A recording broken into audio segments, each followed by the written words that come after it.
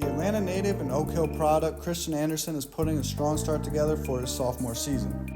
While helping lead Texas Tech to a 10-3 start to the season, he's averaging 20 points per game, 3.6 rebounds, 7.1 assists, shooting 50% from the field. It's hard to describe Anderson's style of play, but if I had to pick one word, it would be smooth.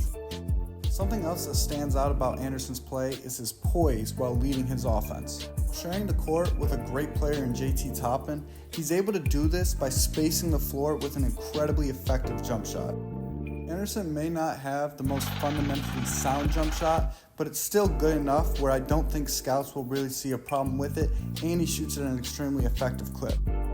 Improving his three-point shot percentage from 38% last year to 43.6% this season, that's a great sign that he's going to be a consistent shooter even at the next level. Unlike some other great college shooters historically, Anderson is a great shooter off the dribble.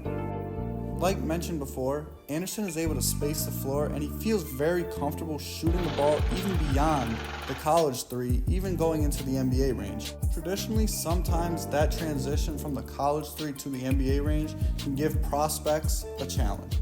Another part of Anderson's game that stands out is his craftiness around the basket and the ability to finish effectively. Not only does Anderson finish in transition, he also finishes well in the half-court setting as well. Despite being on the smaller side, Anderson does a really good job of using his body effectively and bumping defenders out of the way to finish. Like other great undersized guards, Anderson does a really good job of hanging in the air when he gets to the basket to finish his layup. His quickness and his explosiveness keeps defenders on their toes, allowing him to change directions quickly so he can finish on either side of the basket. Often in transition, Anderson does a really good job of sprinting ahead, receiving the pass, allowing him to beat his defender down the court for an easy layup. Even if it is a one-on-one in transition, you might as well count that as a bucket for Anderson. He's able to get to the basket so easily because of his quickness and doing a straight line drive opposed to going too far to one side. He may not blow you away with his handles, but his handles are more than enough to suffice. Something that makes his handle so effective is his ability to stop on a dime. Whether it's with his snatchback or his crossover, Anderson has proven time and time that he's able to shake free from his defender. Some things you just can't teach, and Anderson has a lot of those intangibles. Biggest one is his speed.